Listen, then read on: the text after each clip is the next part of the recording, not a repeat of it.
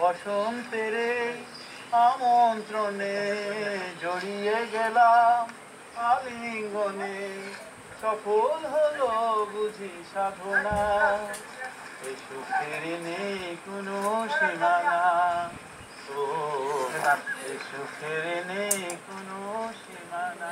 সুপ্রিয় দর্শক, আপনারা ইতিমধ্যেই একটি ভিডিও সোশ্যাল মিডিয়ায় ভাইরাল হতে দেখেছেন।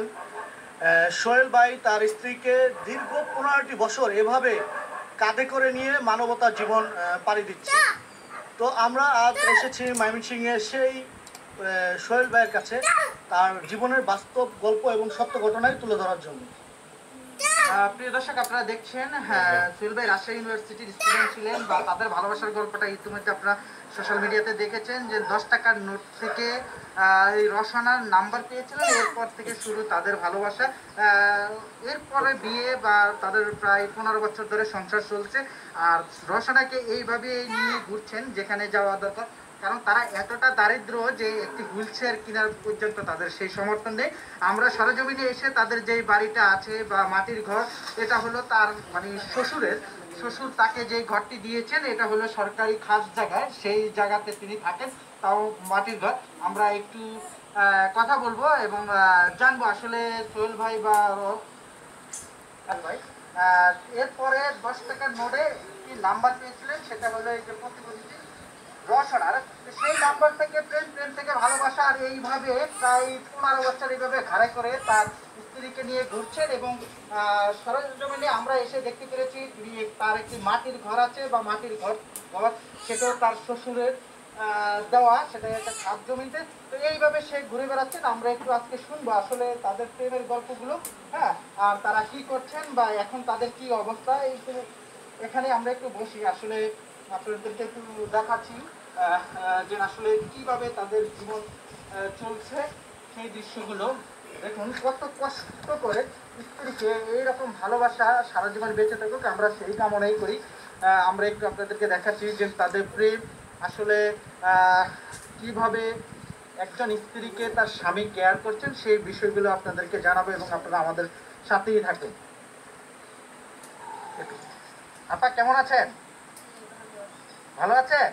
একটু জোরে কথা বলবেন। আচ্ছা, প্রথমে আপনাদের একটু প্রেমের গল্পগুলো আমরা শুনি, আসলে কিভাবে কি হয়েছে। আসলে প্রেমটা তখন 15 বছর যাবত আগে করছি, হ্যাঁ, সেভাবে হয়তো বুঝিয়ে বলতে পারবো। আচ্ছা, যেভাবে বলতে পারেন একটু শুনি। কারণ আপনি কি সোহেল ভাই রাজশাহী ইউনিভার্সিটিতে পড়াশোনা করছে, একটি ইউনিভার্সিটিতে পড়াশোনা করে যে আপনাকে সে গ্রহণ করেছে, সেই গল্পটা আসলে খুব ইন্টারেস্টিং হবে, আমরা একটু শুনতে চাচ্ছি। জি বলুন।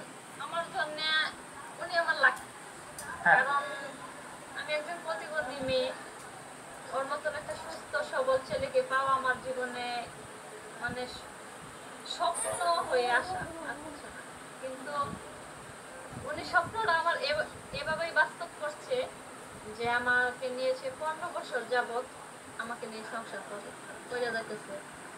আর তার মাধ্যমে আচ্ছা, প্রেমের সূত্রটা শুনি যে কিভাবে আপনাকে পেয়েছে। হ্যাঁ, সে তো রাজশাহীর ছেলে আর আপনি হলেন ময়মনসিংহের ছেলে। হ্যাঁ, আমার সম্পর্কটা মোবাইলের মাধ্যমে ছিল। সেটা কিভাবে একটু বলেন কাহিনী। বিকেল ঠিক 4টা বাজে আমি বসে আছি আমার এক ভাইয়ের ঘরে গাছের নিচে, তখন সে ফোন দিছিল আমাকে। ফোন দেওয়ার পরে বললো যে আমি বলছি আপনি কে, কাকে ফোন দিচ্ছেন? সে বলছে আপনি তোমাকে ফোন দিচ্ছেন কেন, যে আপনার ব্যাপারে 10 টাকার নোটে অনেক বাজে মন্তব্য লেখা আছে। তো ভাই যে গলা বলছে সেটা মিথ্যা বলছে। দেখেন, আমি ভাই একজন প্রতিবন্ধী মানুষ, আমার বাড়ি হয়ে যাওয়ার মতন, কাউকে সময় দেওয়ার মতন সেরকম অবস্থান নাই। যে বলছে সে পুরোটাই মিথ্যা বলছে। আচ্ছা, এবং এখন তাকে আমি ধন্যবাদ জানাই যে তুমি লেখছো, খুব ভালো করছো, আল্লাহ তোমারও ভালো করো। সে যদি না লিখতো হয়তো আমার হাজবেন্ড আমার এই নাম্বারটা পাইতো না, আমার বিয়েও হতো না, আমার বাচ্চাও হতো না, আমার সংসারও হতো না। আপনি বলছিলেন যে না, আপনি এর আগে আপনার প্রেমের এই মানে সম্পর্কটা আপনার পরিবার মেনে নেয়নি, আসলে সেটা কেন? পরিবার মেনে নেয় নাই একটাই কারণ ছিল যে আমি প্রতিবন্ধী, হয়তো আমার বিয়ে হওয়ার পর আমার হাজবেন্ড যদি রাইখা জায়গা বাচ্চা টাচ্চা হওয়ার পর তখন এই ঝামেলাটা তাদের উপর আয়া পড়বে। আমার পরিবার আমাকে বিয়ে দিতে চায়। আচ্ছা, তারপরে এখন কি বুঝতেছেন, যেহেতু 15 বছরের সংসার চলতেছে, আপনাদের 10 বছরের একটি কন্যা সন্তান আছে। এখন আমি ওর প্রতি আরো আত্মবিশ্বাস আছে যে এখন আমাদের সম্পর্কটারে আর কেউ যদি কাল বৈশাখী ঝড় আসে, সে ঝড়ের মাধ্যমে আমরা তিনজন এক খুঁটিতে বাঁধা হয়ে থাকি। আচ্ছা, আপনাকে দেখলাম আমরা ঘাড়ে করে নিয়ে ঘুরছি, জি। আসলে এটার কারণটা একটু বলেন। ঘাড়ে করে নিয়ে ঘুরছে বা সে মানে আপনি তো মোটামুটি ওয়েট আছেন, বা সে এটা 15 বছর ধরে কন্টিনিউ করছে। কন্টিনিউ করছে যে আমি যদি বলি খুব আমার মন খারাপ হয়, হ্যাঁ চলবে, একটু যদি তাকান।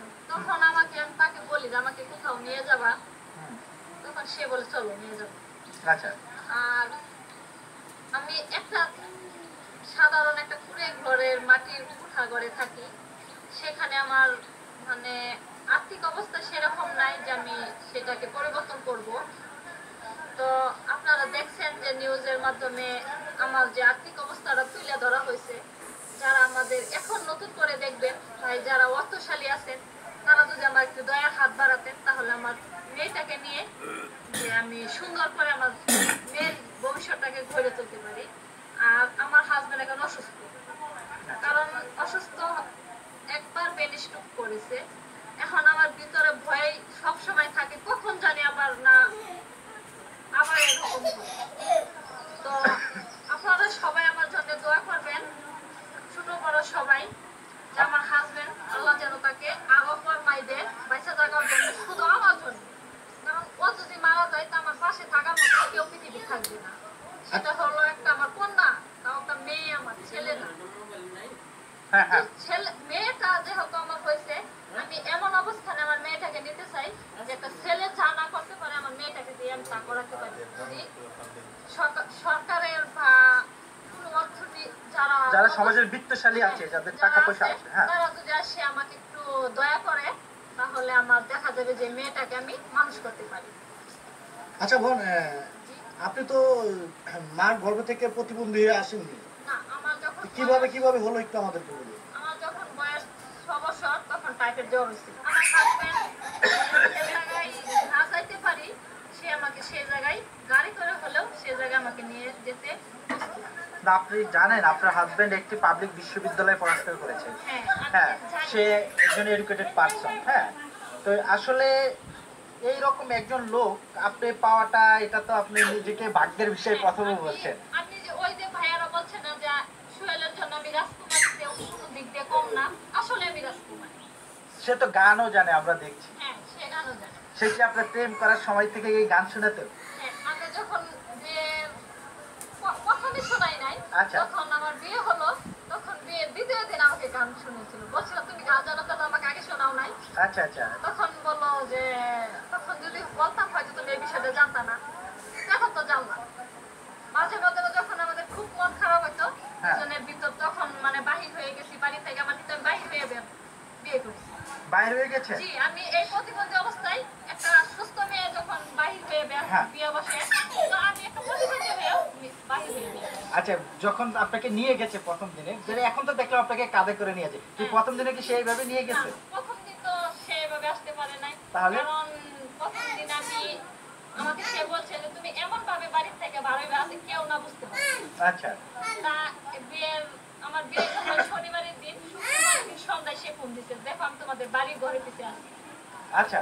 তখন আমার একটা কাপড়ের ব্যাগ ছিল, আচ্ছা। তখন আমার ওই কাপড়ের ব্যাগটা দাঁতে দিয়ে করে বস্তাকে বাই করছে। যখন বাই করি তখন আমার মা প্রথমে খুঁজছে এটা কিসের ব্যাগ রে। হ্যাঁ। তখন আমি বলছি যে একটা ময়লার ব্যাগ। আচ্ছা। কই নিতে ওই যে ওই গাছের গোড়ায় নিতে, আঞ্চলিক ভাষায় গাছের গোড়া নিতে। আচ্ছা আচ্ছা। যখন নিলাম তখন সে বলছে দেখো আমি তোমাদের গলিতে আছি। তখন ব্যাগটা আমি দিয়ে দেই, দেওয়ার পর দিন সকাল রাত হয় না, কখন রাত হয় আমি চলে যাবো, আমার ভিতরে কাজ করতেছে এইটাই। আচ্ছা। আর তাহলে কি ভাই সারা রাত এখানে অপেক্ষা করছে? তখন আমরা শুনি। খেলা ছিল, সে আমাদের বাড়ির পাশে একটা নিশিন্দা বাজার বলে জায়গা আছে, সেখানে তাকে বলছি তুমি এখানে সারা রাত থাকো। সে বলছে, আমি বলছি তোমার খুব কষ্ট হবে না? না সমস্যা নেই, আমি একটা চার দোকানে চা পান খাইয়া থেকে যাবো। কিন্তু চা পান বলতে দেখে শুধু চা খাই, পানও খাই না, সিগারেটও খাই না। এদিন আমি আরো তাকে ভালোবাসতে বিশ্বাস করি। আচ্ছা। আর আমার যে 3 বান্ধবী ছিল, মানে আমার সমবয়সী যারা, তখন আমি বলতাম দেখ আমার বিয়ে যদি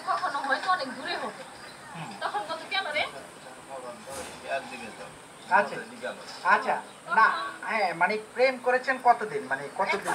1 বছর প্রেম করেছেন, তারপরে বের হয়ে তারপরে চলে গেছেন। হ্যাঁ হ্যাঁ, না না অসুবিধা নেই, আমরা একটু ইয়ে করবো, আচ্ছা আমরা এই পর্বটা শেষ করবো। তারপরে সোহেল ভাইয়ের কাছে আসতেছি। আমি যখন হ্যাঁ। বাইরে যাই হ্যাঁ তখন আমার একটা ভুল ছিল। আচ্ছা পুলিশা থেকে বাসা থেকে যখন যাই তখন প্রথমে আমার বড় ভাইয়ের ছেলের সামনে আসা যাই, তখন সে বলে বুঝি তুমি কোথায় যাচ্ছ, আমি বলছি যে আমি একটু সামনে যাচ্ছি।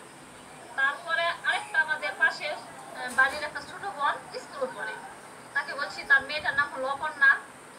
ওই মেয়েটাকে আমার একটু সহযোগিতা করছিল যে আমার গাড়ি যে পর্যন্ত উঠতে পারি সেই পর্যন্ত আমার রাস্তা আগে দিচ্ছে।